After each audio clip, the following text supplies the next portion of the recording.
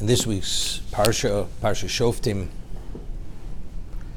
the Torah speaks about installing a court, judges in every community, and law enforcers which will enforce the verdicts of the court. Shoftim v'shotrim tid l'cho b'chol sharecho.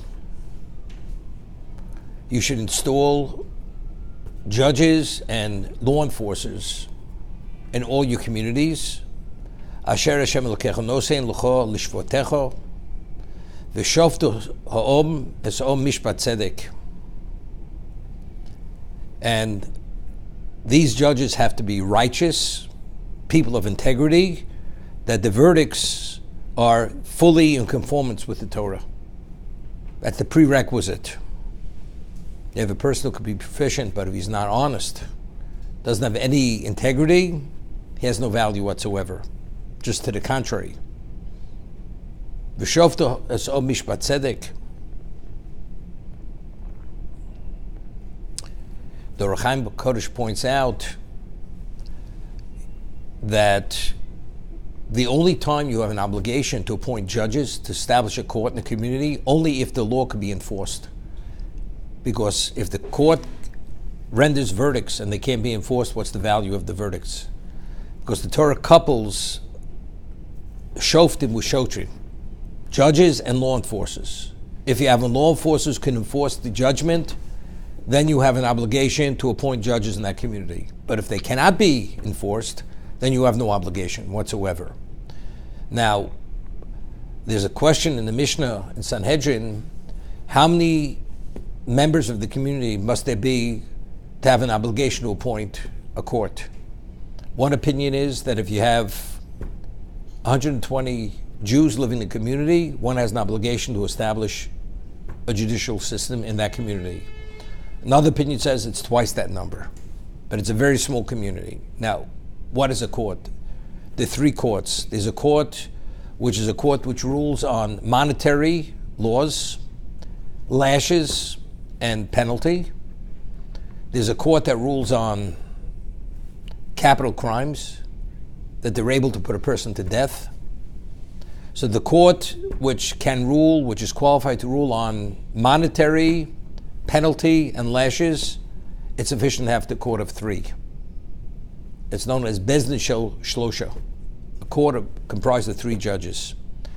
The qualification of the judge must be, he must be ordained with a quality of ordination for Moshe Rabbeinu, meaning that Moshe initially ordained people to be qualified to be judges, and the person, even hundreds of years later, as long as it's within that unbroken chain of ordination, that person is qualified to ordain another person. Otherwise, a person is not qualified to render any level of judgment, because the Torah tells us that the judge must have the status of Elohim. Elokim is the name of God. If he has that relevance, that connection to Hashem, meaning the ordination is through Moshe Rabbeinu, then he qualifies as a judge. If not, he does not qualify as a judge. Not on a monetary level, not on a punishment level, not on a capital crime level. But if he has the ordination of Moshe Rabbeinu, and of course he's proficient in the laws, on all laws, then he's qualified to render the various verdicts, whether it's monetary, penalty, lashes, or even the death penalty. The court which can render the verdict of the death penalty must be a court of 23. 3 is not sufficient. You have to have a court of 23. This is all based on psukim, on verses. And then you have the High Court of Israel, which is comprised of 71 judges, which they're located on the Temple Mount in a location called Lishkas Hagozis, the chamber of cut stone. They convene in that chamber over there, 71.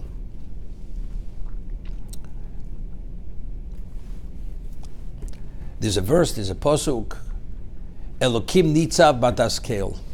God, he stands with the adas kel, with the community of God, which means with the Bezdin.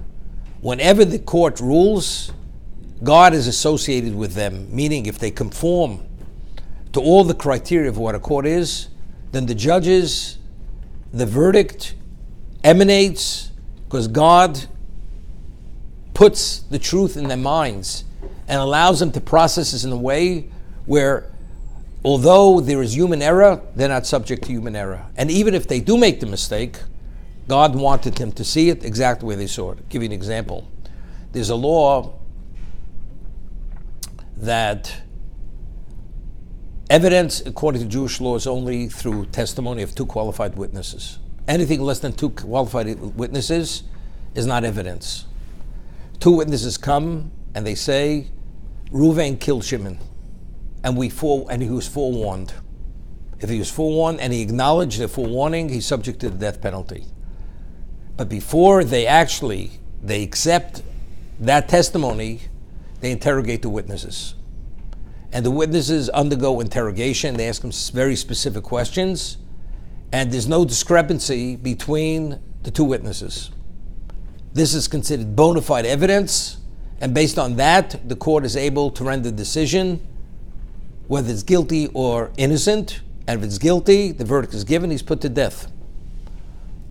And they give the verdict.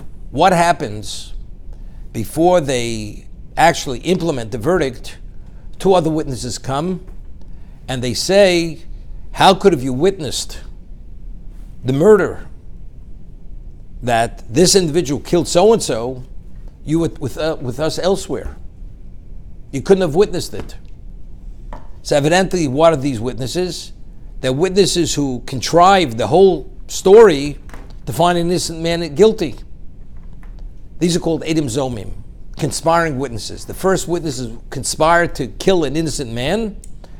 The Torah says you believe the later two, and again, the later two are again interrogated, and you put the first two to death for conspiring to take the life of an innocent man. The Torah says, Kashizomam lasus lochiv. What they conspired to do to their fellow, the Torah says you do unto those witnesses. They're put to death. But what happens if the verdict was already implemented? The man was put to death. And then other witnesses come, we don't accept their testimony. It's only before the verdict was actually implemented.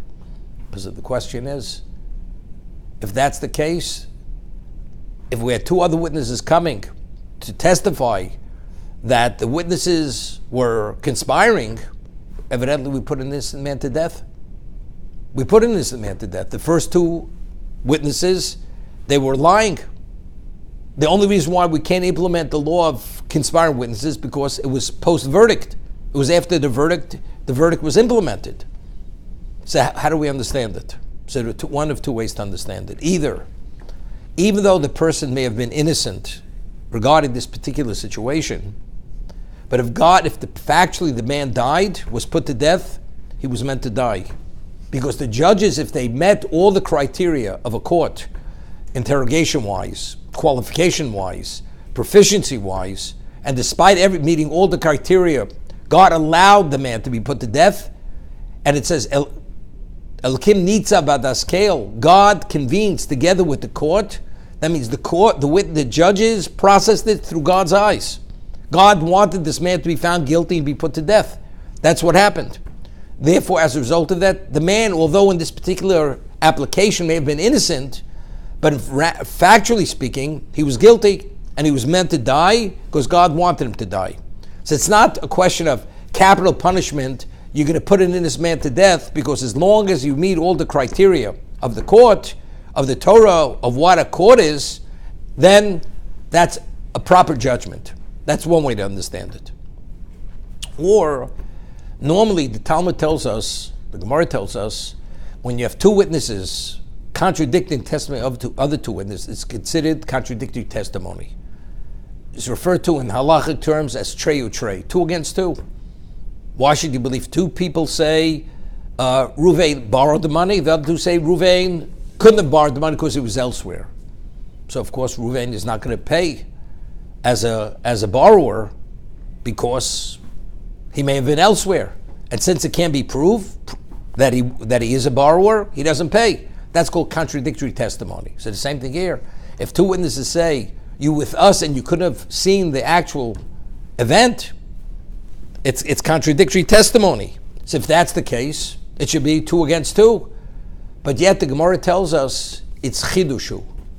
This concept of conspiring witness is a novel concept. Really, it should be 2 against 2, except the Torah says no. We see it, we believe the latter group. So why do you believe the latter group? Because that's the law of conspiring witnesses. But what happens if we can't implement the law of conspiring witnesses? Because it's post-verdict. The verdict was implemented. So then you don't believe the latter group any longer. So if that's the case, the 2 come later and say, how could have you testified you with us? We don't believe that testimony any longer.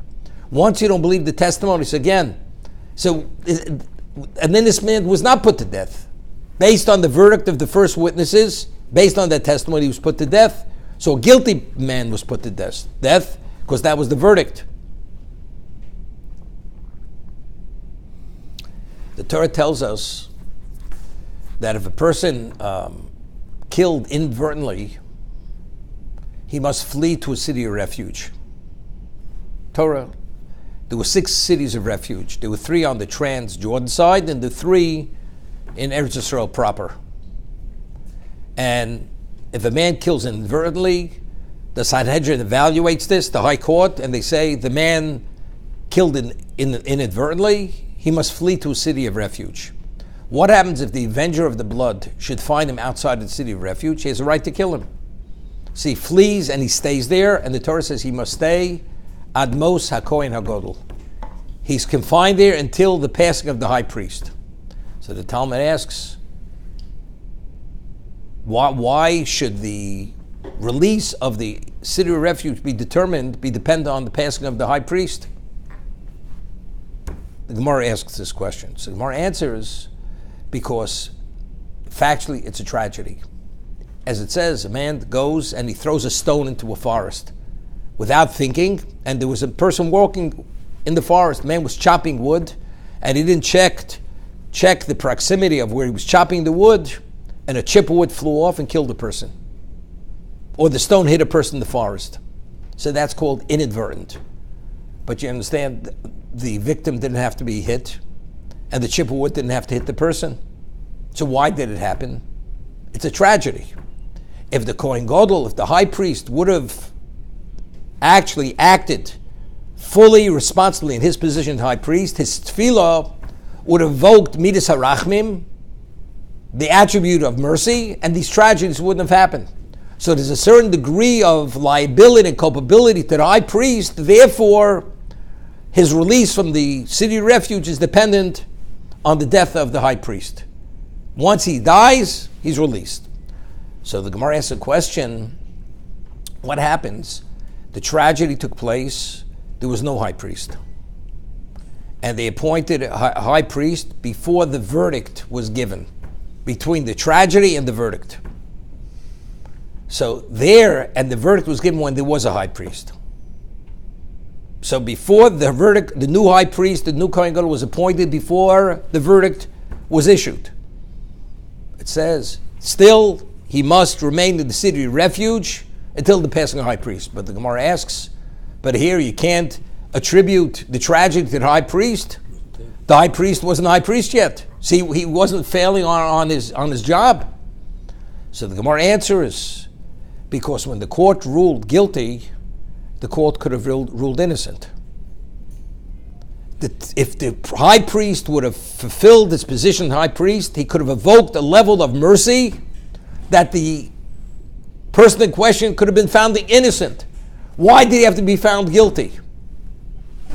Because the high priest failed in his position as high priest. So why did he have to go to the city of refuge? Because the high priest didn't pray sufficiently. So there is still a level of liability to the Kohen Gadol. The man was killed.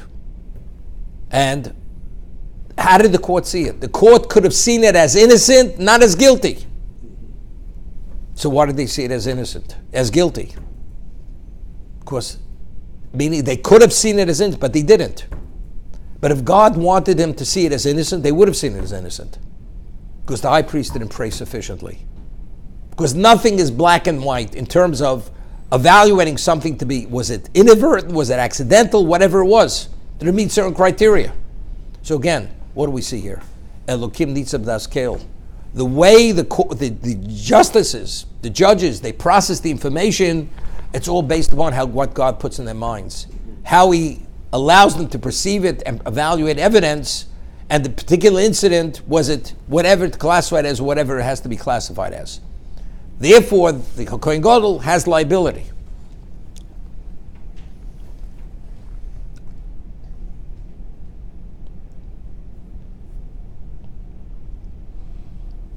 So every community has to have a court of 23, because they have to be able to rule on even capital crimes, but minimally a court of 3 who can rule on monetary, penalty, and lashes. And what is the caliber of these judges? They have to be ordained from Moshe Rabbeinu. We're talking about something which is unusual, exceptional. The Talmud tells us, something, a person lends a person money. Reuven lends Shimon money. He goes to try to collect, and Shimon says, I never borrowed. Denies.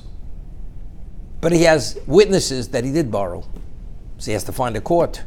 Do you think it's so simple to find a court of 3 ordained judges? Not so simple. It's all nearly impossible. People of this caliber of judges, of justices, very difficult to find. So what happens? But then there's nowhere he can't present his evidence. He has 2 witnesses, bona fide witnesses. So you know what the man says? Next time I don't lend. The lender says, I make a mistake once.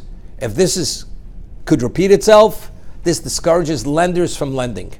That's firstly. Secondly, so what did the Chazal say? What did the rabbi say?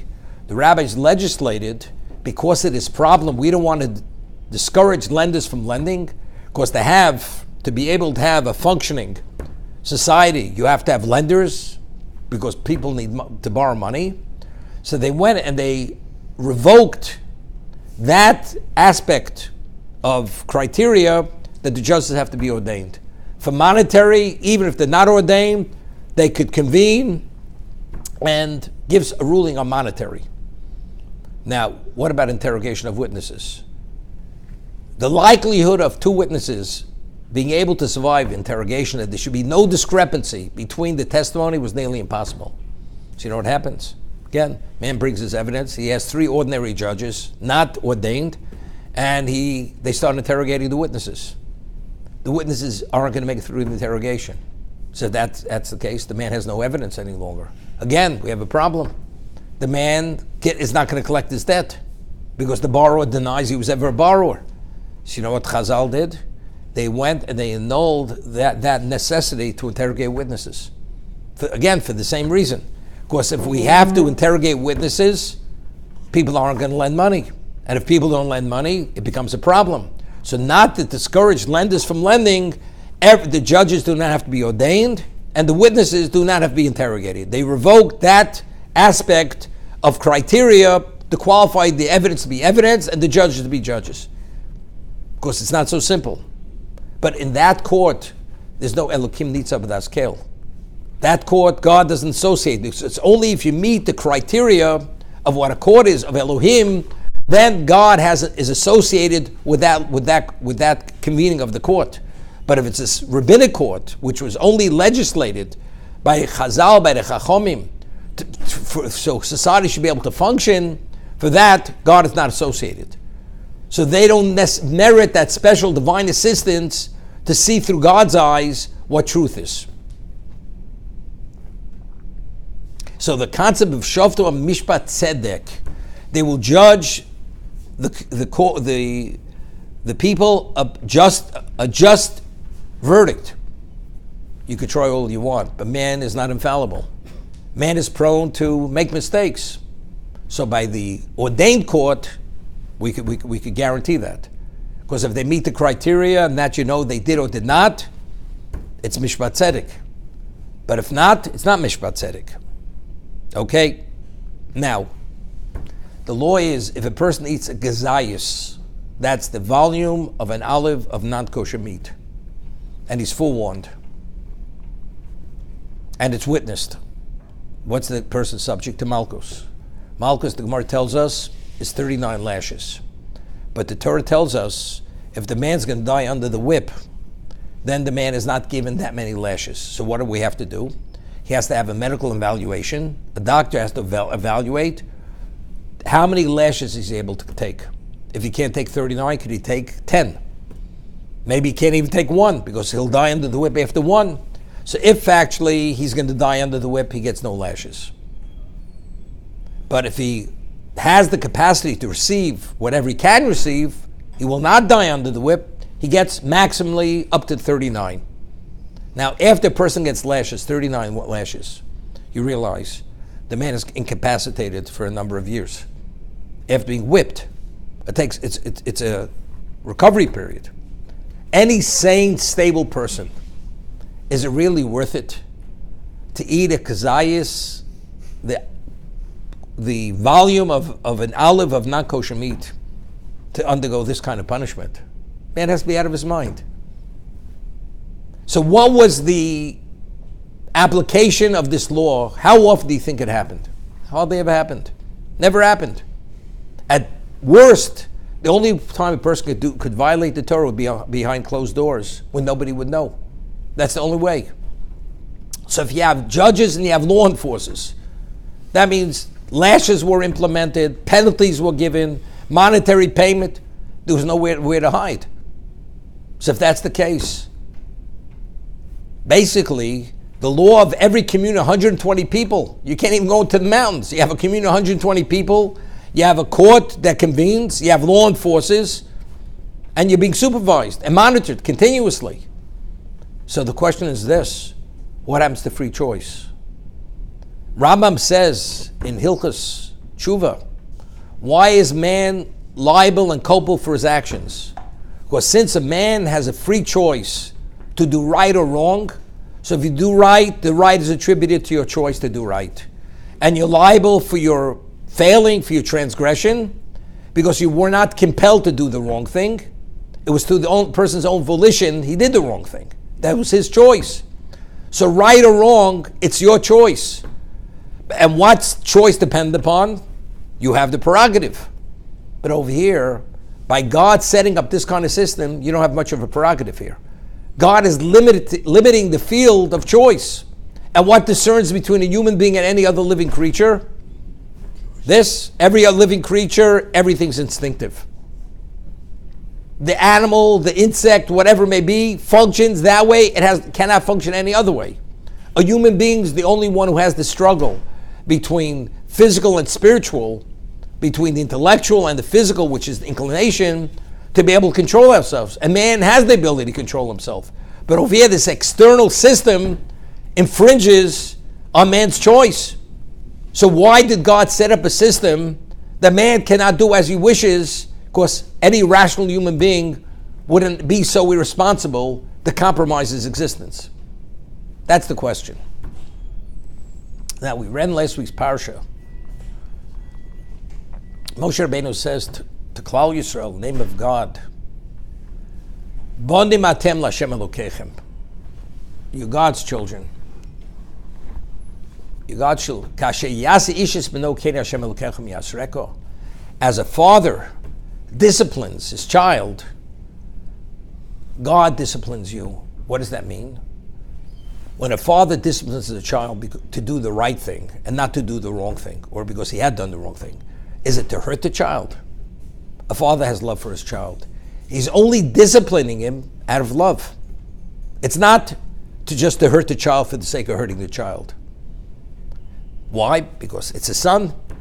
So Moshe says, in the name of Hashem, just as a father disciplines his child, regardless of the pain, but it's only for the interest of the child, identically, whenever God punishes you, it's no different than a father who has unlimited love for his child. That's why he's punishing you. It's not to hurt you for the sake of hurt, but it's rather to put you back on the right track, to rehabilitate you, to be able to maximize on opportunity. That's why God is punishing you. Bonim atem l'Hashem Elokechem.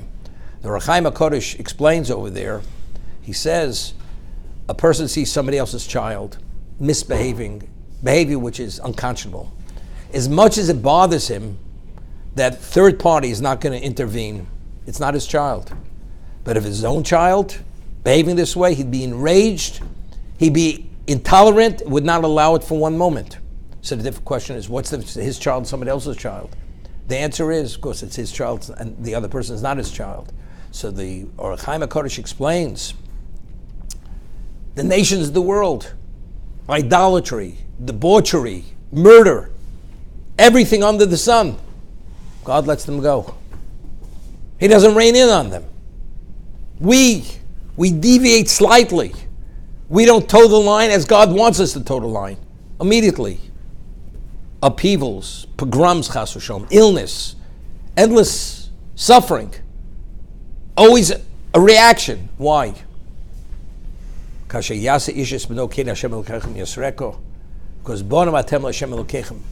God's children. A parent deals with his child different than he deals with someone else's child. Because you're his child, God doesn't want you to deviate. Doesn't want you to fall off the cliff.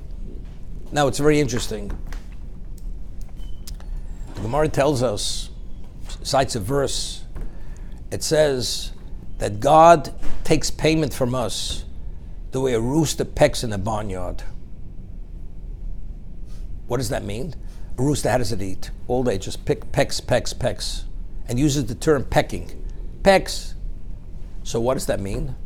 So it gives the example that a king gives a loan to a stranger, but it's one of his subjects. And he says to the stranger, it's a 300-year loan, 300 years, that's what loaners do. And you can pay it in 300 years. His most intimate, closest subject, dedicated subject, comes to borrow even a small amount of money. The king says, once a month, I want you to pay off the debt. So the person says, that means every month I have to make sure to pay off that percentage. Otherwise, it's not going to be good. Here, the person's a stranger. You tell the man to come back in 300 years to pay off the debt. Me, I'm so dedicated to you, and you love me. Is that why you're giving me this hardship to pay off the debt once a month? So the king says to the subject, you don't understand. It's because of my love for you. The nature of a person is to procrastinate. We push it off. And at the end, when it comes to pay off the debt, the due date, you're not able to. It's impossible to pay it off. Out of love, I want you to pay it off in piecemeal, small amounts. Throughout history, no nation has been persecuted and punished the way the Jewish people. No nation has suffered as we have suffered. Do you know why? Because when Mashiach comes, we're going to be there with the debt paid. The nations of the world, they're going to have debt, untenable debt. They're not going to be able to pay the debt. God says, if that's the case, you people are gone. All the nations are gone. So as a result of love, that's the reason why I'm raining in on you continuously. So it's not only for the purpose of being good, but that there should be actually, at the end of time, you should be at that perfect state to be fully thriving and existing. That's the reason.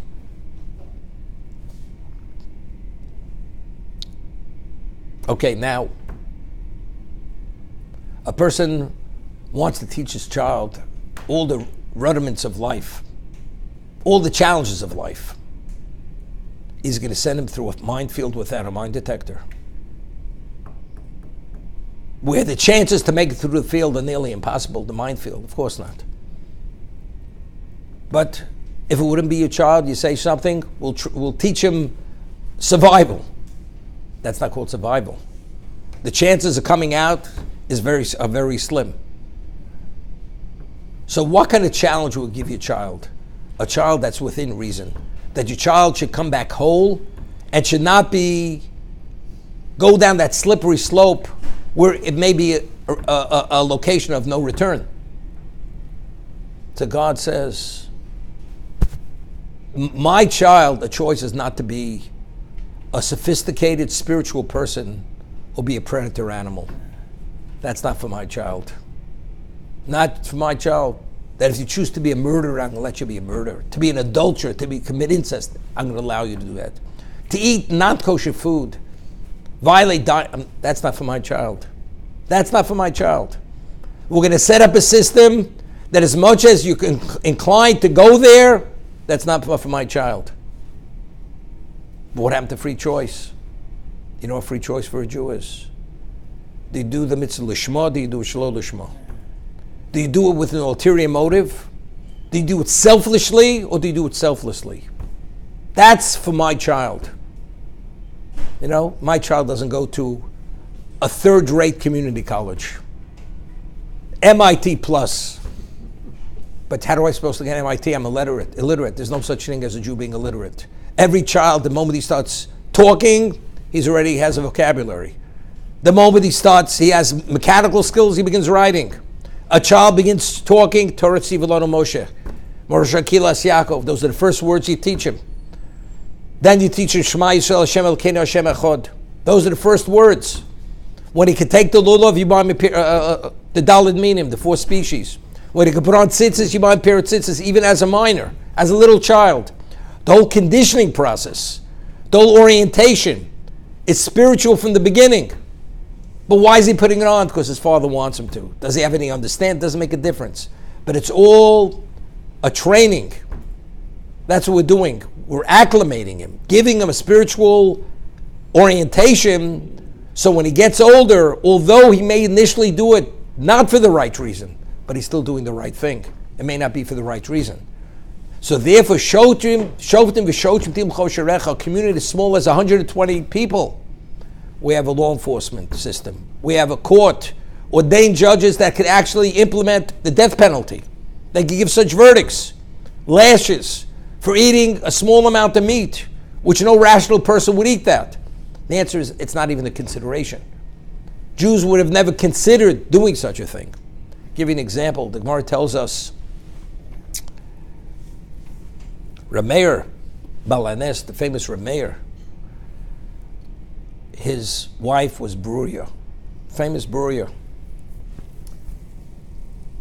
He was a brother-in-law of Reb Hananya ben Trajan. Reb Hananya ben Trajan was one of the 10 martyrs who was put to death by the Romans.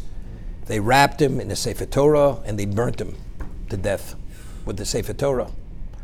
And his wife was put to death. So his wife was his father-in-law. His wife was the mother-in-law of Rameir. He was a son. Rameir was a son to Reb Hananya ben Trajan. That's what they did. And then they took their daughter, and they put her into a brothel. That Roman soldiers should be able to go and defile her. This was the punishment of Hananya ben Trajan's daughter. Could you imagine? So what happened? So the Gemara tells us that Rameir, he was Rameir Balanes. He was able to perform miracles. He went and he paid off the guard. There was a Roman soldier who actually guarded the brothel, that the women should be able to escape. Especially she was a big prize. She was the daughter of the greatest rabbi, one of the 10 martyrs they put to death.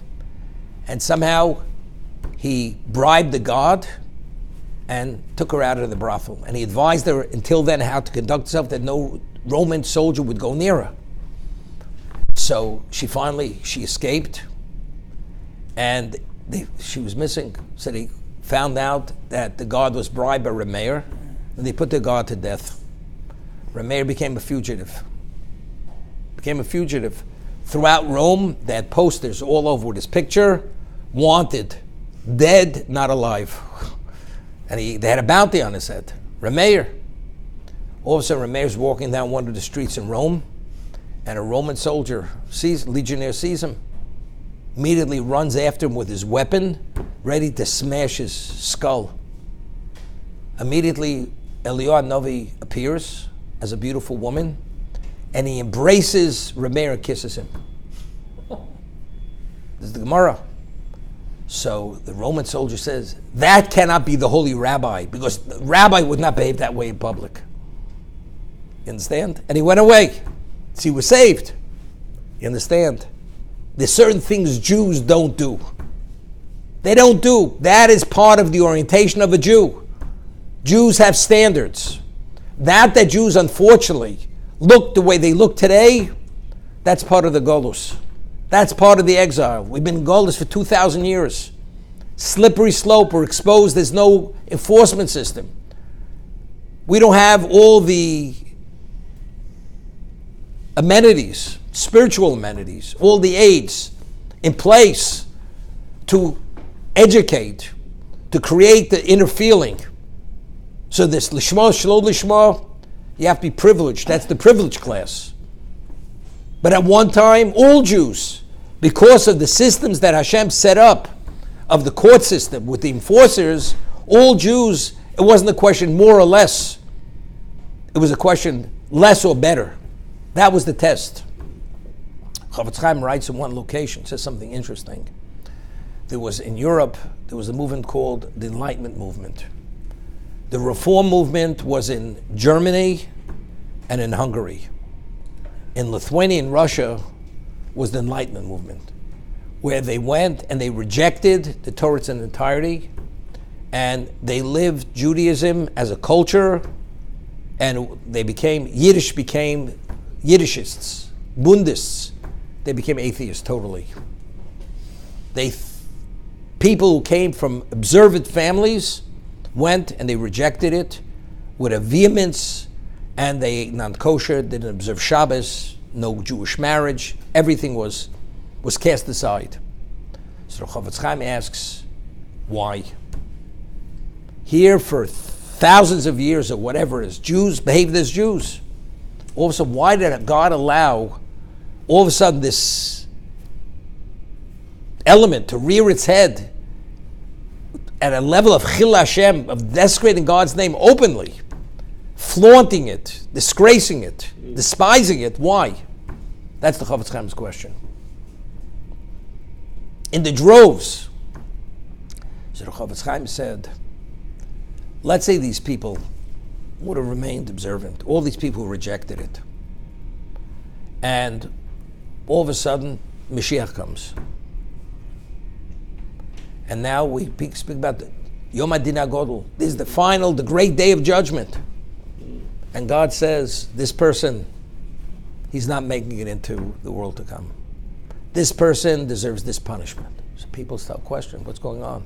He observed the Shabbos, he ate kosher, he wore tefillin. What's going on over here? So God says, it will be a Chil Hashem. God cannot implement justice. So what does God do? We're already holding Ikvus and Mashiach. We're holding by the end of time. So God says, you know something? Let these people show their true colors. Let them not be inhibited by the pressures of the community. Let them do what they want. As a result of that, now when Mashiach comes and these people are what show who they really are, now there's no question God will be able to implement justice. Where do we find something similar? This concept. You find this something similar. It says, Vayechzek Hashem es leiv Paro. God hardened the heart of Paro. So the obvious question is, and then he was punished. If he had no choice, how do you punish him? So over there, the Sifsei Chachomim explains Rashi that since God knows what's in the heart of Paro, and the only reason why he's going to send out the Jews is because he has no choice, God says, you know something? Let him show his real colors. If you'd send him out immediately, so he says, look, the man is a tzaddik, but then God's going to punish him. But how could you punish him? He sent him out. Mm-hmm. The answer is, he didn't send him. He had no choice. That's why he sent him out. Therefore, I'm going to strengthen, I'm going to harden his heart that he shouldn't have. And you'll see how evil he is, how truly evil he is. So then when I destroy him, we understand why I'm destroying him. This is how the Sifsei Chachomim, the commentary on Rashi, explains Rashi. It's the same idea. God doesn't want, let people understand where people stand. Now, many years ago, I heard a tape from someone, and he said, before World War I, people lived, Jews were in Europe for 1,000 years. And Ashkenazic Jews. And people lived in villages. They were in that same village for hundreds of years minimally. So you had the rabbi, and you had the rabbi's son, and his grandson, his great-grandson, and everybody, you were like locked into community. If a person would misbehave, you understand, he wasn't buried in the cemetery. If he didn't do that, they wouldn't circumcise his child. He was ostracized. So all people, as they lived in these villages, they were forced to toe the line regardless if they wanted or not, because in terms of the Gentile world, you'd have to convert to Catholicism, to Christianity. So if you wanted to be remain a Jew, you couldn't just walk out the door, because there was only one synagogue, there was one cemetery, there was one rabbi, and there was one moel. Therefore, you had no choice. What happened in World War I? All these communities were destroyed, were totally disrupted. And Jews streamed in from all these small villages into the large cities. Whether it was Warsaw, whatever the cities were, whether it's Lodz, the big cities. In one community, in Warsaw, you had hundreds of different synagogues. You have different communities. You reject it from one, you go somewhere else. As a result of this, that's when everything totally deteriorated. Between World War I and World War II, a tremendous regression, setback of the spirituality of the Jewish people, because they were no longer bound by the parameters of where they were locked into, because now people are free to do what they want, and there's no holdbacks, and you want to eat non-kosher, who knows you? Could you imagine going into a barbershop and being shaved with a razor? Or going to a non-kosher restaurant? You couldn't do such a thing. They didn't even have the non-kosher restaurant. In a large city, you have every type of Jew there. You do what you want.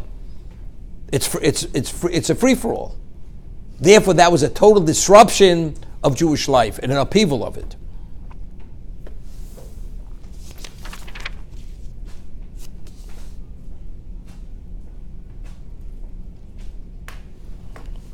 Over here, the Orachaim HaKodesh, based on an illusionary interpretation, it says, "Ubetzedek tishbar amisecho."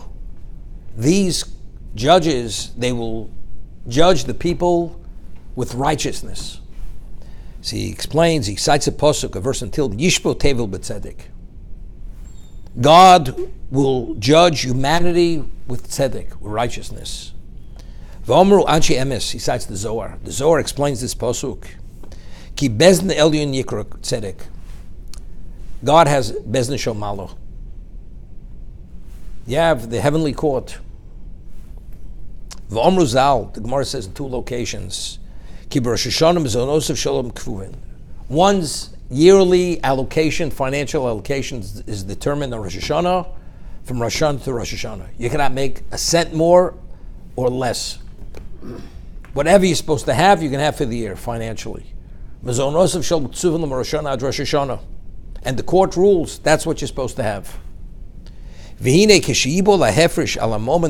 say two people have now a disagreement, financial disagreement. So if the court rules a proper judgment, what happens? That means the money you get, that's part of your allocation. And you're going to retain your allocation. What happens if the court is not qualified to rule? So it comes out, they're actually interfering with the ruling of the heavenly court. So this is Ki B'Roshana, he says, V'inek shibol hefresh bin al moment, v'omdu fnei hashovet, im yishbot al pi Torah. If the judges are totally in conformance with the law of the Torah, Asher tziva Hashem sheyisko roy liskos, the one who was meant to be victorious in the judgment he was, Hinehim Shoftim mishpat atzmo k'sheshavad beznish elyon hanikro tzedek. So then they're in conformance with the ruling of the heavenly court, the rule that this man is supposed to have this money. V'omru v'shoftim mishpat tzedek pirush shofat bezdin ho'elyon shenikro tzedek. The judges have to be qualified that they should not give a corrupt justice, because if it's a corrupt justice, it's in contradiction to what the heavenly court ruled. Gemara tells us in Sanhedrin that Hadon din emes labito shel Torah, a court, a judge who judges a proper judgment, nasa shutif lakodesh masa brachus. God says, you're my partner in creation. But a person who does not judge a proper judgment, then God says, I will take his soul, the judge, for corrupting justice. Why? So it says in the Gemara, because you're inconveniencing God, because if he gave money illegally to another party, now God has to take the money from that party and return it to the other party. This is similar to what he's saying in the name of the Zohar. So because you went and you disrupted the justice, therefore you deserve to have your soul taken. Person steals $100 million, he doesn't deserve to have his soul taken. But within the judiciary system, if the judge is corrupt, he deserves to have his neshama taken. Why? So we once explained, based on a medrash, the medrash says, beautiful medrash, Em yesh din lamato, ein din lamalo. If there's justice on the terrestrial level, there's human justice, God says there will not be divine justice. But if there's no human justice, then there will be divine justice. What does this mean? It says initially God wanted to create the world with Midas Adin. Midas Adin is so exacting, there's nobody perfect enough. And if that's the case, if a person should deviate slightly, the punishment is so severe the world can't survive. So what did God do? He coalesced into the attribute of justice, the attribute of mercy. And therefore you find initially the appellation of Elokim, then it says Hashem Elokim, in terms of creation. Hashem is Midas HaRachmim, the attribute of mercy. But factually, the world, so why did God initially want the attribute of justice? Justice means there's order. You weed out anything which is not within the order. But God's divine justice is too much. So God says, let there not be divine, let there be human justice. So a person is accountability. So if there's accountability, the world has a semblance of normalcy. It could function within the structure. What happens if there's no human justice? Everything goes awry. If that's the case, God says, but the world has to function. So God has to implement divine justice. Divine justice, it's disastrous. Because God is so exacting, divine justice is perfect as you are, you're not perfect enough. So who causes that there should be divine justice? The judge who's corrupt. Man steals $100 million, he's not causing divine justice.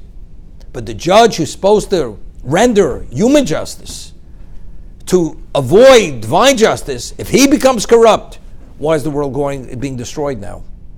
Why is God reigning in at a level which is difficult even to accept? Of course, the judge was corrupted. God says, if that's the case, I take your neshama. I will take your soul.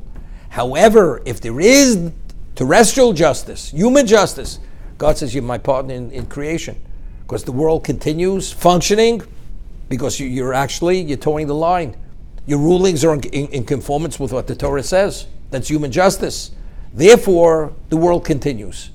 So either the judge could be God's partner in creation, or actually he could be the cause of the destruction of creation, and that's why the liability is so serious for the judge who's not honest or not qualified to be the judge, and he acts in the capacity of a judge for that reason. So this Mishpat Tzedek, the judge should be qualified to render a judgment which is in conformance with the judgment of Bezdin Shomalo, that not to take something which is right from one party and give it to someone else. There's something very beautiful midrash here. You know, there's a mitzvah of B'tzedek Tishman HaMisecha. A Jew has to give his fellow benefit a doubt. You know, we stories about great Gedolim. They try to melamed zchus on the generation. They try to put the generation in the best light. Famous, Rav Levi Yitzchak Barditchev, and he wanted to put the Jews in a very positive light in God's eyes. He would say, Jews to survive in Europe, they had to smuggle because the laws were so adverse. The Jewish survival, they had no choice. They had to smuggle. If a Jew got caught smuggling, he'd be put into prison. He'd be sent to the gulag. It would be terrible. So he would say, he'd look up to Shamayim and he'd say, Hashem, the Jews, they smuggle and they're not concerned about the government. But you say a Jew should not have an iota of chametz in his possession on Pesach. You will not find a Jew who has chametz. So don't you have a special people? Human justice, the government, they're not concerned. But divine, you Hashem, they're so dedicated to your honor, to your glory, you will not find not a crumb in their possession. That's called limud zchus. And whenever you could put them in the most positive light, that's what he would do. Rav Levi Yitzchak Barditchev, many other Gedolim. So there's a medrash, very beautiful medrash in this week's parsha.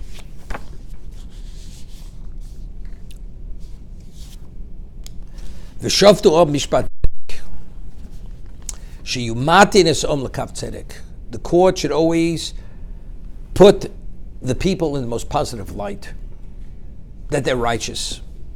You know, we always saw a person that doesn't observe Shabbos, doesn't keep kosher. You say, you know something? Is it tindik shenishba? Did he know any better? Didn't know any better. He didn't have the upbringing. He didn't have the environment. It wasn't conducive. You can't blame him. Another person says, look at this person. Doesn't keep kosher, doesn't that. He's right where he's on his case. The person who sees him, puts him in the positive light, is doing something very positive, very special. We'll see, the Medrash. Shumadnis om lekav tzedek. You should always perceive the people and present them in the most positive light. Amrei V'Yehuda b'Reb Sholem. Shumatin mlabdim leim schus lefnei HaKadosh Baruch Hu. You should present them and always try to find favor for them in the eyes of Hashem. Mimiyat Olamid, where do we learn this from? Migidon ben Yoash. Gideon Yoash was not worthy that an angel should come to him. Was not there. Sheyom hoy Yisro b'tzora. The Jews were surrounded by the enemies, and we were going to be destroyed by our enemies. And because there was such prosecution, he wanted there should be a Jew, should be mlamet schus, should put them in a positive light, that they're not deserving of destruction. Lo yamotzi, God couldn't find anybody. I mean, the case was so one-sided. For guilty, couldn't find anybody. The generation was impoverished when it came to mitzvahs and good deeds. It wasn't there. But what happened was the person Gidon shelimed aleim schus, he was somehow able to find favor, put them in a positive light. Immediately an angel appeared to him. Shenema vayovo elav malach Hashem. An angel appears to him. Vayomer lo lech b'kochach hazeh. Go with this power. What power? He had no power. He wasn't such a great Torah sage. The power is that you put my children in a positive light. That power will allow you to defeat the enemy, to bring about miracles. Heavy v'shoftu ob mishpat tzedek chiyu malamnin schus halador. If you could speak positively about Jews, you don't speak negatively. If there's any way we could turn it in a way, in a light, it's positive, speak positively. There's no reason. What do you accomplish by speaking negatively? Unless it has value, constructive value, it's nothing. So what's the value of Melamed Schus? It's more that, see, tzedek tishman secha, you should give a person the benefit of the doubt. A man's a thief, he's a thief. But why talk about it? Unless it has constructive value, do you want to take him as a son-in-law? Do you want to hire him as an employee? But just to talk about him, what are you talking about him? What's the value? You'd say, it's a famous word from the Dubna Magid. I always mention it. It says in the Tocha, we're going to read it soon again, in Kisovo, the Tocha in Chukosai, the curses. So the Balkore, the Torah reader reads it in the undertone. And when he comes to the Pasuk, V'zacharti l'cho esprisi Yaakov, esprisi Yitzchak, esprisi Avram, he reads it out loud at an audible, fully audible level. So he wants to answer Dubna Magid, why? Why? Everything is an undertone. And also come to that, it's out loud. Why? So he says, and he explained everything with an allegory, with a metaphor, the Dubna Magid. So he said, I'll explain it to you. There were two people who were partners in crime. They planned it. It was premeditated to hold up a bank. One was the son of the rabbi, and the other one was the son of the tailor. Okay? They're about to go into the bank. They get in there. They're caught immediately. Okay? They're literally worried. They maybe get, and they heard the judge who's going to oversee their case is a very tough judge. He has no mercy. So they're shivering. I mean, they're really shaking from fear. What's going to be? So the son of the tailor comes before the judge, and he says, we made a mistake. We regret it. We have remorse. The judge, as tough as he was, he says, 500 hours of community service. So when the son of the rabbi heard this, he had a sigh of relief. Baruch Hashem. He touched up 500 hours community service. Okay? So he comes, the son of rabbi comes before the judge, and he says the same thing, same words, pleads for mercy. Judge says 25 years of hard labor. So the son of the rabbi says, do I have permission to speak? He says, yes. He says, could you explain me why? We both planned it together. Nothing, it was both of our ideas. None of us influenced the other. Why are you treating him with kid gloves, relatively speaking? And me, you're throwing away the key. Why? He says, I'll explain it to you. He says, who is your father? Who's his father? Your father was a rabbi. You had a role model. You were taught. You knew better. What did he know? He was the son of a tailor. He didn't know any better. So I can't find him regardless. I can't hold him fully at fault. Therefore, 500 hours of community service. You, who should have known better, unforgivable. So therefore, the Tochacha, we read it. We shudder from it. So he said, what about the world? They behave like predator animals. But where do they come from? And where do you come from? Zochati loch brisi Yaakov, brisi Yitzchak, brisi Avram. You come from the patriarchs.